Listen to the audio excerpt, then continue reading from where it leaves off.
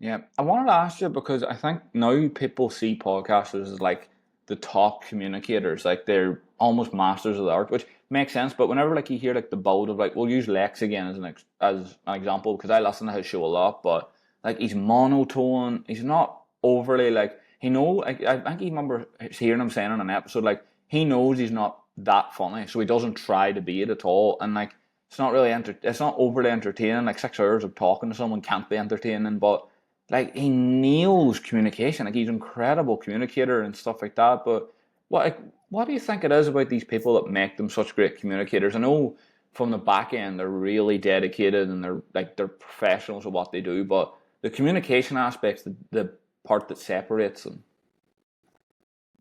To me, the first thing is reps. I mean, sure, you can have all your education, and a lot of them probably have that. Maybe they're public speakers beforehand, but at the end of the day, it's reps. Like these individuals have done it.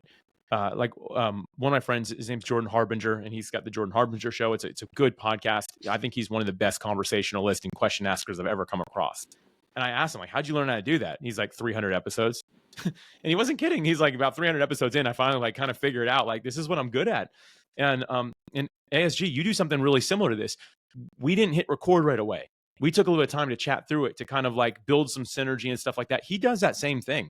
And I think it's a tell of like, hey, really good podcasters understand there's got to be a little bit more depth before you just hit the record button and hope for the best, right? Like we had an idea of where this was going to go and how people were going to be able to consume it, what we're going to talk about. Like that stuff goes a really long way. So I think that they're very prepared. And also they've got the reps. They put in the time. Like I don't think anyone ever wakes up and they're like, I'm going to interview people today, and then they're just like amazing at it. I think it takes time. It takes a while to be able to do it. And the other like core skill I'd say is the ability to listen.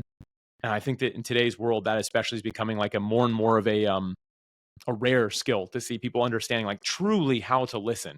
So like not just listening to like respond, and there's like the saying active listening. Like they're listening so they can understand at the deepest core what somebody is trying to articulate and where that's going. And I think that being able to do that makes for a good conversation, because if you can hear the things that someone's passionate about, you can be like, that's where I need to go. I can hear there's something there. We need to keep on driving down that lane, that road.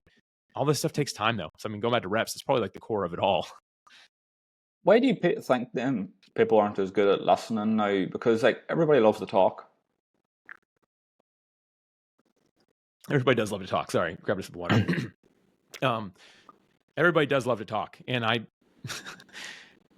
love to talk too. So like I'm careful with my words here. I mean, I try to speak in sound bites between people who train me in my corner, like to like speak less and for less time. It is something I'm still working on, but I think that we just live in a world where there's so much noise.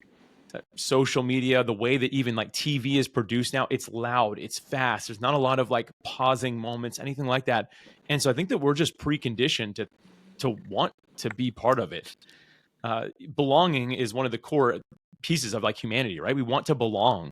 And sometimes we feel that we have to talk if we want to belong. We have to be able to speak instead of just sitting back and being quiet. But I'll tell you what, the smartest people I know, some of the most well-rounded people, they're the ones that sometimes say the least in a room. But when they do say something, it's brilliant, because I'm like, man, they've been doing nothing but listening. They figured all of us out in this room where we're all just like screaming and yelling, right? Like, but they've taken the time to really figure it out. And so I think it's a bit of a lost art, because people feel I want to belong, therefore I need to speak, or I have something I need to get out.